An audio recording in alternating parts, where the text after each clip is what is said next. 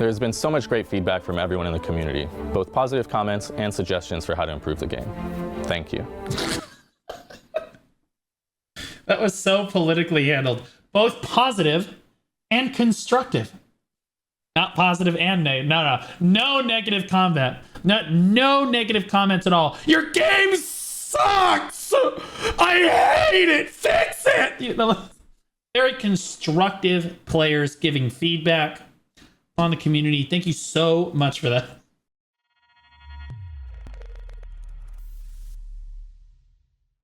What's up, gamers?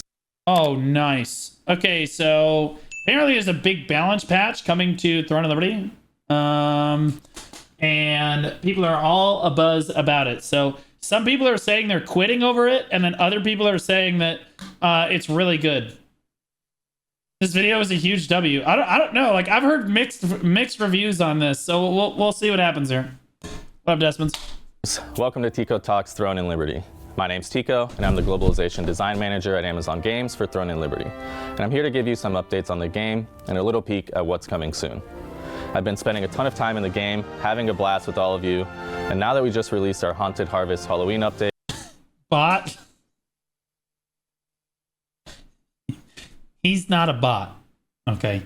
I understand that you're playing Throne and Liberty and everybody looks like a bot in Throne and Liberty, and because the bots are getting so advanced that we can't tell them, we can't distinguish between them and players. But we're like 50% sure that this guy is not an AI generated program. Okay. I'm even more excited. I hope everyone has had a chance to check out the event. The limited time Haunted Labyrinth Dungeon is so... I actually have not gotten a chance to do anything involved with the Halloween event at all yet, because I've been handling stuff with my life. Fun. And I love seeing all the clever things people are doing with their outfits to get in the festive mood. Let's talk a bit about how things have been going and what we're planning in the coming months. First, I want to give a huge thank you to the millions of players that have joined us so far on this journey. We wanted to make sure that crossplay was enabled from day one, and it's been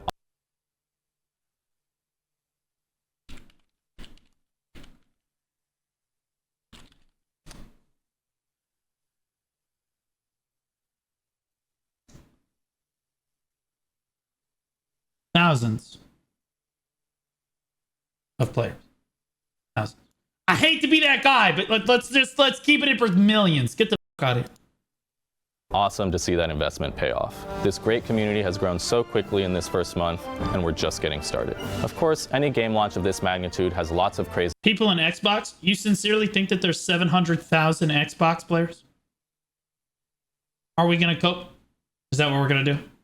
that comes with it. We've been in constant contact with NCSoft to address player feedback, and we hope you've seen some of that in the last few weeks. So let's talk more about how we're moving forward.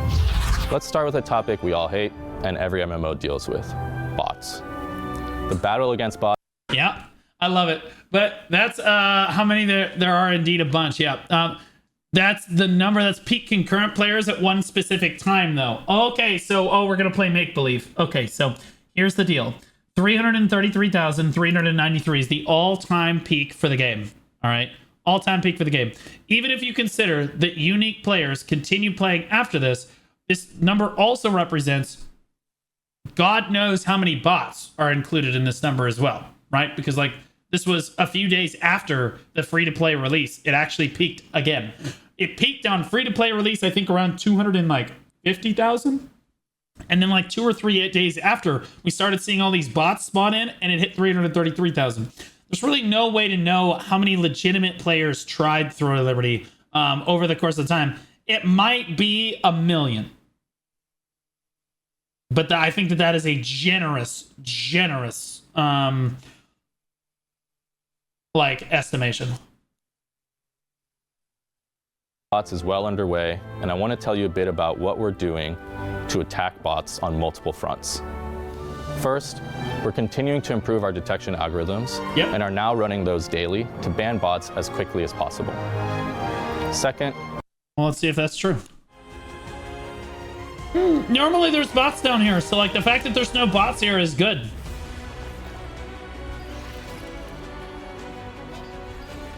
Yeah, no, this is good, guys.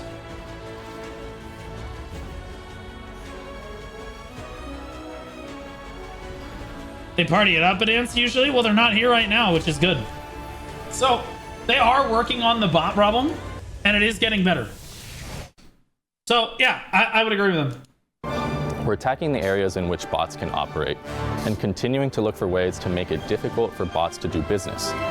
But we want to do that while minimizing the impact to real player experience.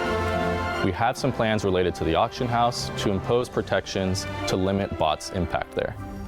We will share more on that once we are able, but can't reveal too much detail that could be used to circumvent our safeguards. Third, we're actively actioning players who engage in RMT behavior. Participating in RMT negatively impacts several aspects of the game, including empowering bot activity, compromising the hard work of players who follow the rules, Which and is more. true. We will continue to action players with more severe punishments as appropriate, including negative loose imbalances, full auction house lockouts, suspensions, and bans, as we have zero tolerance for this type of behavior. I would say that BDO has zero tolerance for anything. If you do anything remotely resembling cheating in Black Desert Online, it's a permaban. They skip everything else. You're done. That's it. You're out. And Throne of Liberty, they're just like, don't do that. Now keep playing. I don't think that they're as hard on it as they could be. Several aspects of the game, including empowering bot activity, compromising the hard work of players who follow the rules, and more. We will continue to action players with more severe punishments as appropriate, including negative loose imbalances, full auction house lockouts, suspensions, and bans, as we have zero tolerance for this type of behavior. The next thing I want to talk to you about is world bosses, which are garnering a lot of discussion in the community. So I want to take some time to... A lot of discussion. There are players... The discussion is that players feel like they can't get to world bosses because there's one alliance locking down the conflict bosses. I'm curious what their take on... I know what Black Desert, the Perlibus team would be like, we're removing conflict bosses from the game. We feel that this is best for the PvP community, and this is the best way for players to interact with each other. I'm curious. This is actually an interesting point to see how the developers of Throne of Liberty approach this. To discuss that. First, let's talk about loot drops. Many of you have been feeling that world bosses have often left you feeling disappointed because you don't feel there's a meaningful chance to acquire gear during these events. To improve this, we're going to do two things. First, we're going to increase the number of portals that appear for peace mode bosses. That's an objective win. I love that, because then you have a much higher chance of getting loot. It also means there's going to be more loot in circulation, which should decrease the overall price of loot in the marketplace. The portals will be generated based on player counts, but on average, I would expect you to see at least one more portal per boss. This should help spread players out across more fights, giving more opportunities to acquire drops. It is, yeah. The second thing is we're introducing a new chest drop that has a chance to be included in your participation reward after the boss dies. This chest will allow you to select one of any of the epic items the boss can drop, which we hope will also give players the agency of choosing a reward that's most relevant to them. What? Wait, so you're getting like a pity? Wait, whoa. So this is like, wait, what? You're getting like a pity drop, like loot selection box? That's insane. It's RNG to get the chest, so it's not a pity. It's just an RNG to get a selection box for the boss drop. That's a huge W, bro. I love that. That's so good. That's a huge good. And I think that kind of has to be for your character. It probably, like, how is that going to drop for the guild? You know what I mean? It's probably like an individual person drop. All items from this chest will be untradeable, though the non-weapon items can be lithographed if the player chooses. Yeah. Players can expect both of these changes to be live following our maintenance on October 31st. It couldn't be Perlibus, bro. Couldn't be Perlibus. Hey guys, we heard your feedback. Here are the changes immediately. It'll be here in the next patch. That's crazy, dude. That is wild. So good. So good. Holy moly. Won't that lower the lucent price of the items? No, it will not. I mean, it kind of could in theory, but here's the thing. They said they're not tradable on the auction house. None of the items should be tradable or lithographable at all. So shouldn't have a crazy impact on the price on the auction house. Yes, the demand for that item will decrease. So in a way, the price will still decrease, but it won't be as impactful. We've also been paying attention to the impact that the Eclipse skill is having on Peace Mode bosses. Okay, yeah, this is what I'm referring to. This is a super controversial topic. Stoops, Cannon, and I talked about it on the MMO podcast. People have different opinions on this. If you don't know what the Eclipse is, basically the top kill player on the server can turn a zone in a dungeon to a PvP zone. So even if it's daytime, they can just turn it into a PvP zone at any point in time. They can do that twice a day. It's like a 12-hour cooldown. And this has become very disruptive for people that try to do Juno or any boss that spawns within an open world dungeon, and it's supposed to be a peace boss. They can essentially turn it into what amounts to a conflict boss at that point. And then, like, you know, the players don't feel like they can get to their loot or whatever. And I want to be clear, the guilds using the Eclipse are not the problem. The Eclipse feature is a literal... It's part of the game. The developers want you to lock people out of bosses with this item. That is what they want. It is an intended mechanic of the item. That is how it is supposed to be used, like by the developers. And people are complaining about it. I would say it needs to be completely reworked. I don't necessarily think the Eclipse feature is super fun for people.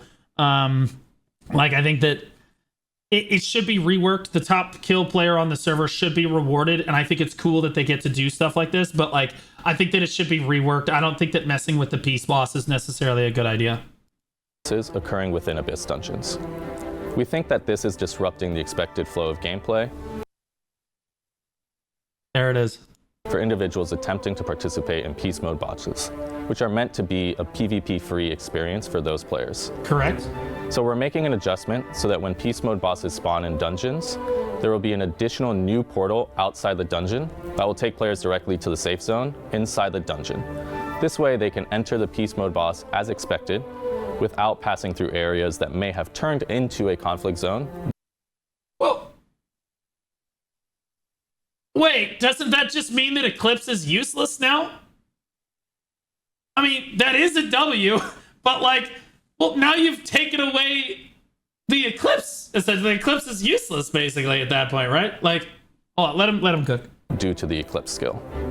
This change is expected to go live in mid-November. The Eclipse skill itself will continue to change the dungeon into conflict mode, as always. Finally, Yeah, I don't know how do you even use the Eclipse function anymore then? Like, I feel like that people are spamming W, and I would rather have just seen them. I think it is a W to allow people to teleport to the peace boss into like the portal from like the teleport zone. That's awesome. But I feel like it just kind of devalues Eclipse to a point that it's basically useless. And I don't really like that. I think that they should have just reworked it so that it was some other really cool thing that the top player got to do that wasn't disruptive to peace mode bosses. You know what I mean? Like, it can lock Silas. There's like three bosses there.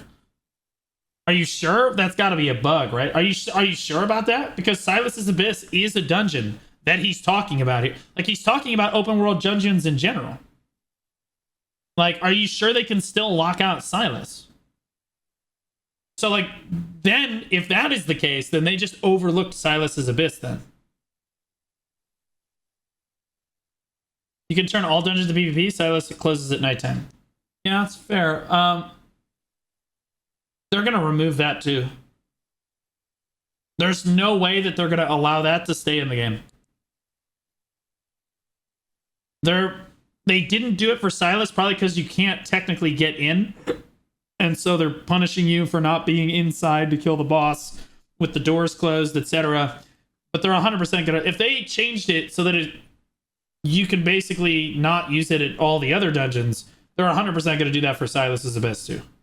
So for now, Eclipse maintains its functionality, at least at Silas. But like, I really do think that they should just take it and move it to do something else. Literally. Just like, hey, it can reset all of the cooldowns of your guilds, everyone in your guild skills, all like cooldowns, all reset. You can do that once every 12 hours, right? And then it's not disrupting peace bosses. It's only at conflict bosses, and it feels meaningful and impactful. Your guild gets all their cooldowns reset. You can only do it once every 12 hours, but like you push in, you reset everyone's cooldowns, and then you push again, right? Like that would be kind of cool, right? And it's not disruptive to peace boss players. Like, again, there's a different direction that they could go with this, but it is what it is. There's been talk about how contribution works. You could also use that at peace bosses too, because you could literally just like blow all your damage cooldowns, reset the cooldowns of your guild, and then blow all your damage cooldowns again, right? Eclipse is still useful, it just won't lock off peace bosses anymore. I don't know, but that's the whole point of Eclipse though. That's the problem, is that it's supposed to lock off peace bosses into conflict bosses. That's the whole point. And to be clear, I think it's a W move that they're doing to kind of change it so that players aren't disrupted at their peace bosses. But like, I feel like the Eclipse in general is being devalued in relation to the loot drops. Later this week, we will be releasing an article that defines and describes how loot distribution works across... Oh, a mass revive would be cool. Oh, true! A mass revive once a day would be sick too. The point of having peace bosses is not to force people into conflict. Guys, I'm not arguing with that. I was the one in favor of it. On the podcast, I said I don't think that disrupting people's peace bosses is a good thing. I think that Eclipse in its current form is just not super great. And I think that they should rework it so that they're not disrupting peace bosses anymore. That was my whole shtick on it. And so I'm glad that that's the direction that they're moving in. But also, they didn't rework, they took away the functionality to use it during peace bosses. But I don't really feel like Eclipse is going to be super useful now. And so, like, I feel like it would be really cool to, like, resurrect your whole guild or reset cooldowns for everyone or reset guild cooldowns or whatever, like, once a day or twice a day. Like, that would be really cool. And then, like, none of the rest of this stuff necessarily has to happen. It's all content types. But I want to briefly touch on this specifically for Conflict World bosses. Okay. With the recent change locking boss loot to the original owner for 10 minutes, some guilds have been wondering what the value of PvP is in these events. True. Because it really only matters who does the most damage to the boss. They're going to be able to get their loot no matter what anyway. So you're not really incentivized to PvP anymore, is what he's talking about. Like, if your loot is locked to your character for 10 minutes after the boss dies, you're not really incentivized to fight each other anymore. You're incentivized to hit the boss, which can be a good and can be a bad thing. You're taking away the reason, though, that guilds want to fight each other. So let's see what he has to say. The spirit of the Conflict World boss is that guilds are fighting to control the area to allow their guild to damage the boss and raise their contribution, thus increasing their chances to get better loot. In addition to increasing your own contribution, though, you can also decrease other guilds' contribution. In conflict mode, you do this by killing players from rival guilds, which will reduce that player's contribution by 70% each death. 70%? What? Bro, we thought the number was way lower. We thought the number was way lower. So guys, like, now you know, yeah, now they literally revealed the number. So like, holy shit. So guys, if you guys don't know what's going on, if you hit the boss a bunch, let's say you get the boss to like 30%, right? And somebody kills you. Okay, well, you've lost 70% of the damage that you did to that boss in one death. You come back, you die again, boom, there goes 70% more. That's really punishing. Holy shit. So reducing another guild's contribution increases your relative contribution. So it's a major factor in determining the loot that can drop for you. If your guild is based, what you do is you run into the conflict boss, you wipe them the off the boss, and then fully reset it while they're respawning, and then just take the 100 to 0 contribution for yourself. We are working on introducing some contextual UI indicators of contribution amounts, and we hope that this will help guilds be more strategic about which opponents to focus their attacks on. Moving on from world bosses, I want to talk about co-op dungeons. Okay, so guys, he was like, we understand that the conflict bosses really don't have a purpose anymore if everybody can just pick up their loot after, and it's all about hitting the boss. We have no idea what to do with this, and we'll get back to you later with a solution.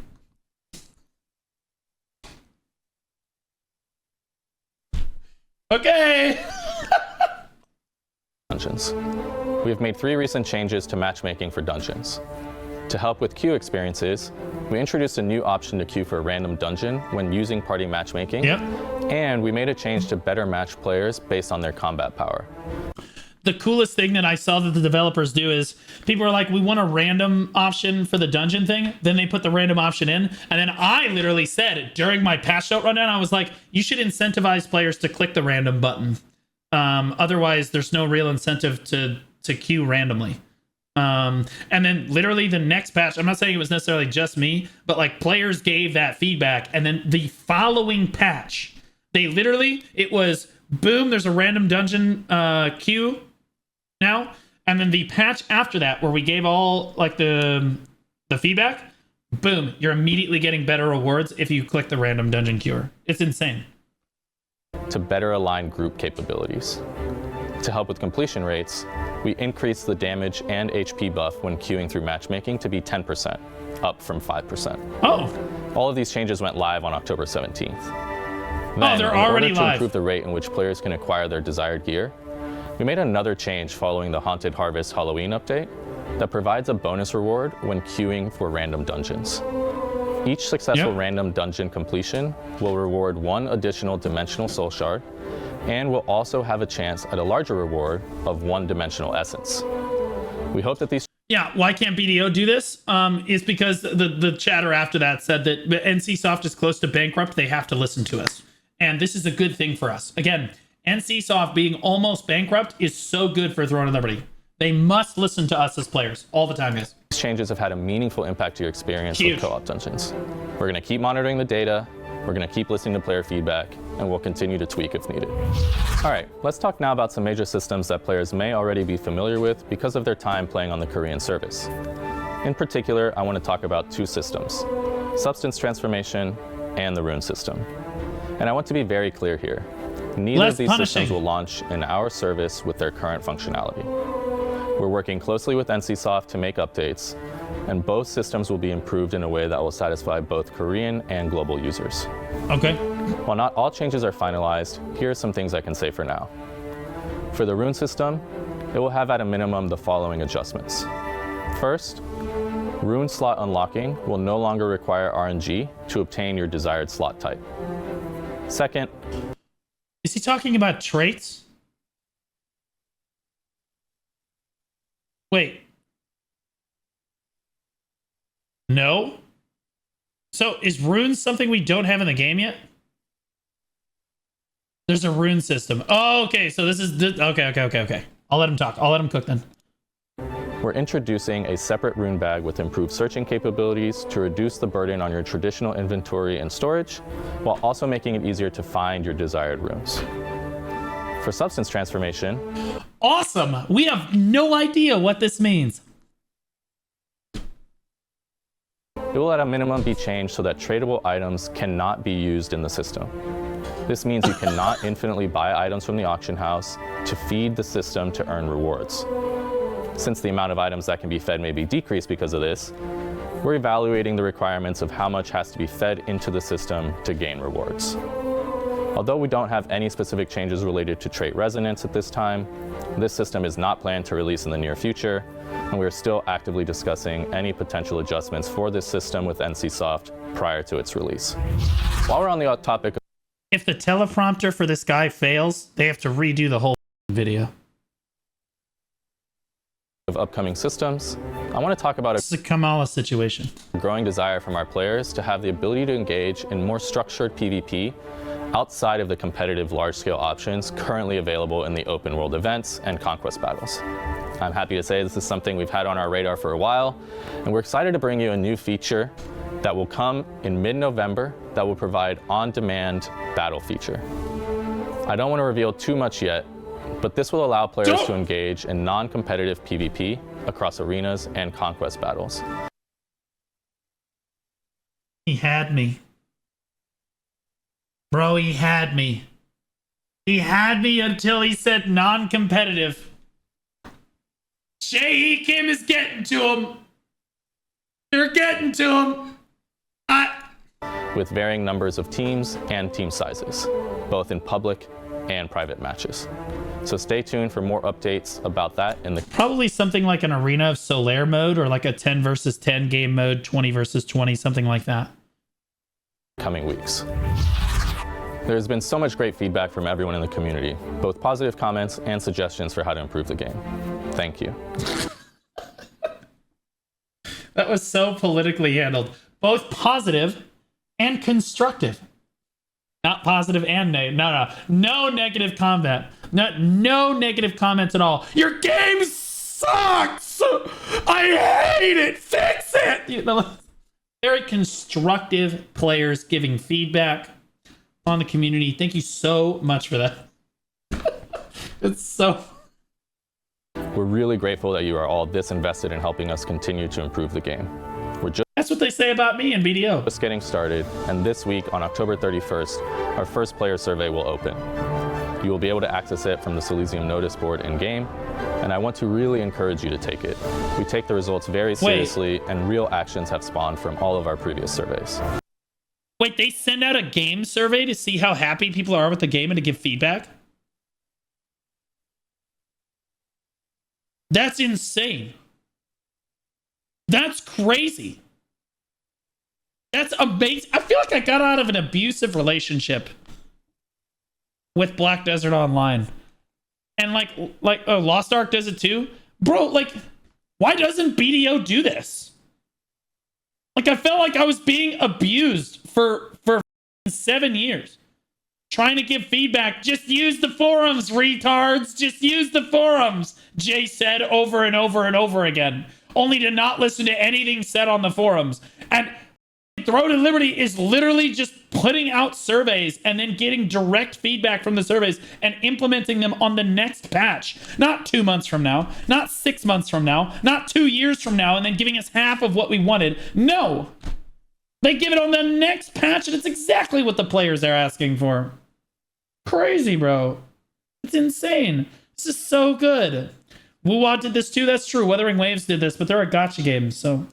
We're always listening to your feedback, whether it's through the surveys, reading your reviews on the major gaming platforms, or comments in Discord and social media. Holy shit. The fact that they listen to feedback like that, and I genuinely believe this guy.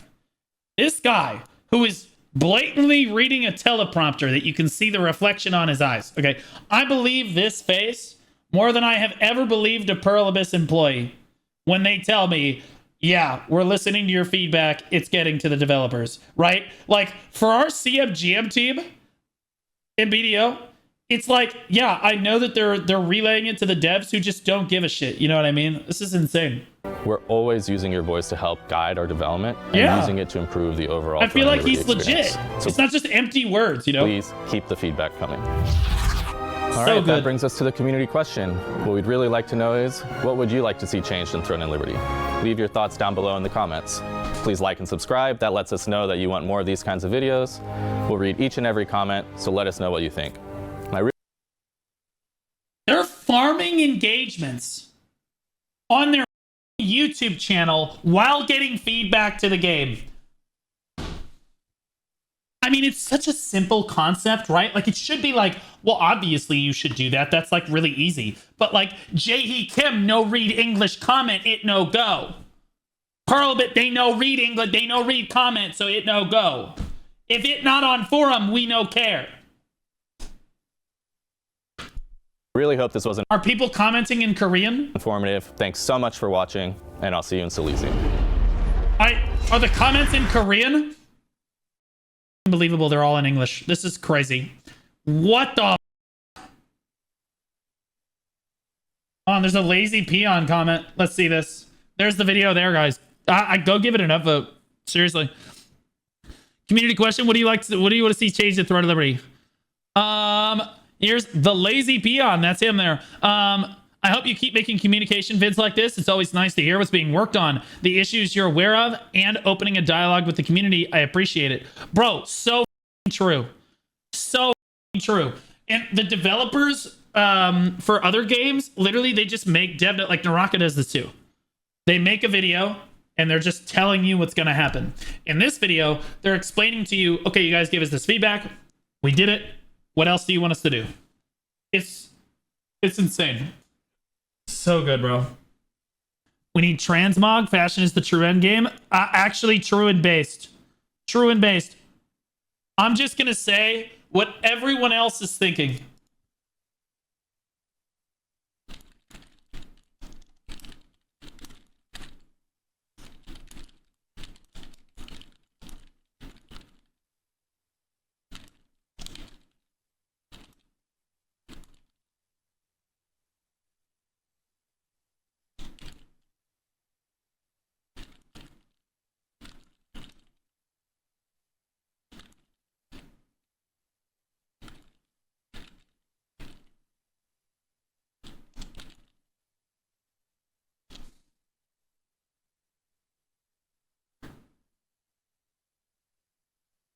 I'm just being honest.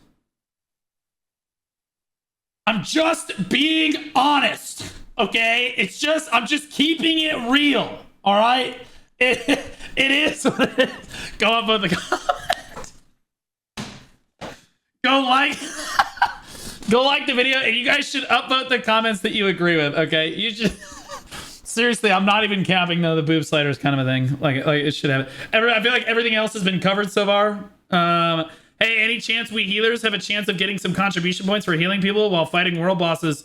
And it's not only damage dealers getting contribution. Well, technically healers do get contribution. It's whoever has the most healing, right? Healers do get contribution. It's just that sometimes your guild doesn't take any damage at the boss, and so you don't contribute anything.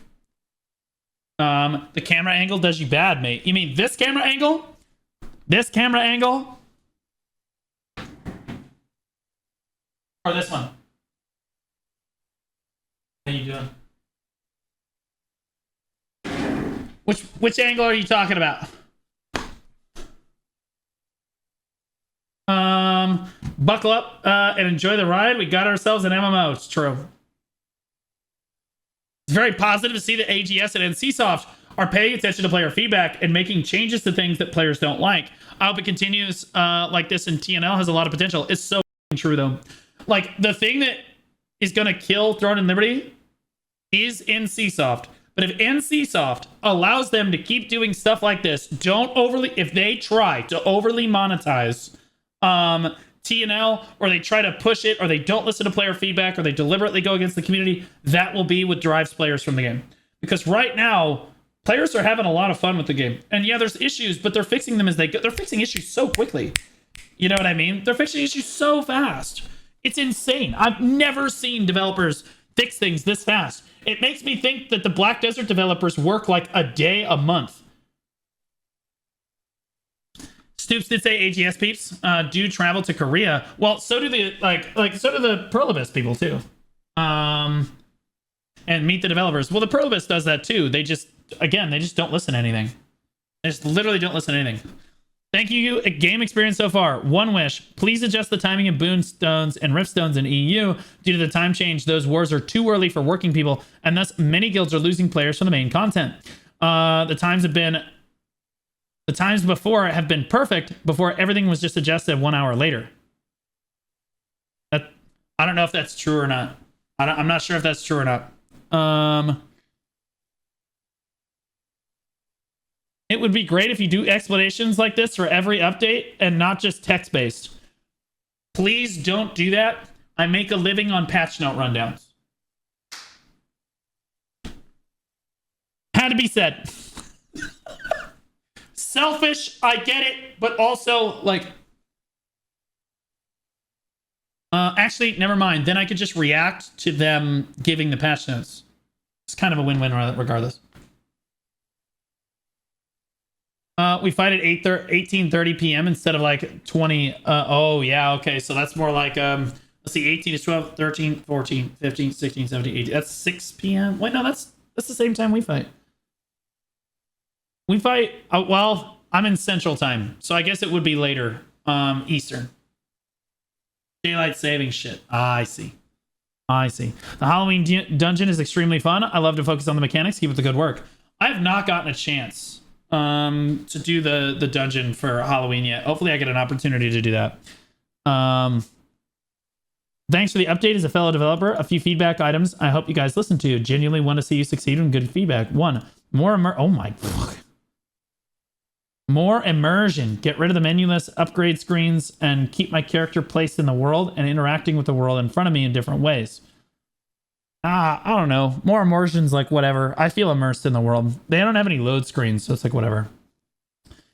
Fix the chat box to be a chat box only by default. It's quite scammy with party loot, or spammy with party loot. That's actually true. And it's not just that. It's that like no matter what you do, the box is like the chat boxes are obnoxious unless you're in the custom one.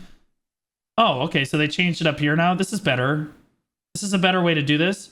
But even still, the default settings for your chat window is obnoxious. You can customize it. I know, but the default settings are silly. Silly. But so are the default settings for a lot of stuff in the game. Split up Zergs and make guilds have to split their forces up more. I'll be honest. I'm not really sure what needs to be done with the in-game alliance system. That's like a super hot button like topic right now, and players feel very strongly about it. I think that if you... I'm just going to put on some background music, guys. I think that if you remove the in-game alliance system, I think there will always be handshake deals, so even removing it would be rough. And then, like, I think that encouraging guilds to work together is a good thing, fundamentally, but, like, it gets abused. And so, like, how do you tone the alliance system back from abuse without taking the alliance system away altogether, right? So, I think it would be hard. It's kind of a hard situation to address, but I do think that Zerging is a serious problem in the game. And that's one of the biggest things that they have to address is that, like, guilds are just putting together a one guild. Like, you have to be in that Zerg or you just don't get anything from conflict stuff, right? Casual players don't care too much, but players that want to be in PvP but want to play with their friends but not in the main Zerg are being driven away from the game, I think. PvEers want to kill the PvP off so bad in this game. Just like every game's PvE community. I don't think they want to kill off PvP. I think that they just want to be able to play the game casually without being disrupted. And I think that that's honestly fair. I think it's a fair take. I think you let the PvPers give players incentive to PvP. Like hard, strong incentive to PvP. But if a player wants to only do peace bosses and not involve themselves in PvP at all, sure, they take the hit on not being rewarded, but they should be able to do that. And that's why the Eclipse function was a serious issue.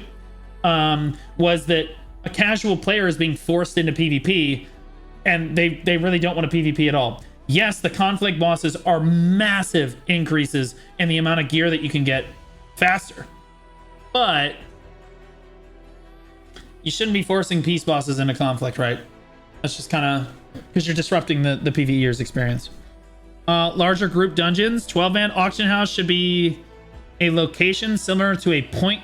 Number 1, encourage less menus and shops. No. What he's saying is that the auction house should be a location. So it should just be like an auction house manager. And you should have to go to talk to the auction house manager in order to sell and move stuff onto the market. But no. That's dumb. That's stupid. As far as I know, their servers merge after the first siege, which makes Zerging the same even without alliances. Yeah. And so, like, we're all waiting to see what after the first siege, what they're going to do with the game, because they are going to server merge, as far as I'm aware.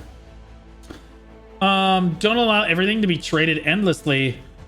Make loot more interesting by making some loot sellable, but not destructive. I don't really know. That's kind of a vague point there. A real crafting system where you feel like you're progressing as a person who collects unique lithographs that you can craft. Not at a shop. You're a crafter and have to go to the crafting table in game. So he's asking for like a processing life skill. That's what he's either asking for a processing life skill or like the crafting, the functional clothes in BDO kind of deals, or like there's crafters in World of Warcraft that make a living off of crafting unique items and going out in the world and gathering them. It's just not possible. I'm going to tell you right now, they don't have enough like open world resources that you can go gather and like unique things that you can go get. They would have to dramatically expand their life skilling content in order to make a system that's like this. Like it would be really, really hard. So like in the current iteration of the game, this is just not going to be possible. You would need resources that players have to go out that are limited, that they have to life skill for in one way or another. And the game doesn't have those systems yet. Keep the art style unique to Throne of Liberty. Don't let cosmetics get too far and thus making the art style feel like, no, I don't care about that. I'll be honest with you. I don't give a shit. The art style of Throne and Liberty, it kind of looks like Lost Ark and BDO, right? It's just a realistic. I don't really feel like it has like an art style. It's just like that realistic style. As long as it's reasonably within the cosmetics of the game, it'll be fine. Please an open world drop chance list. That's not a bad suggestion. I think that the transmog is definitely transmog and boob slider, man. Transmog, boob slider. Fix desync and glide collisions with desyncs. Quality of life improvements like auction house, like viewing inventory while in the auction house menu. I haven't seen anything asking for a certain slider yet. L requests. I put the comment in myself. It's right here. The thing I want to see most in Throne of Liberty is a boob slider. I feel like it would help my immersion in the game, and it feels like the game is tremendously lacking without it. It's already got 9 upvotes.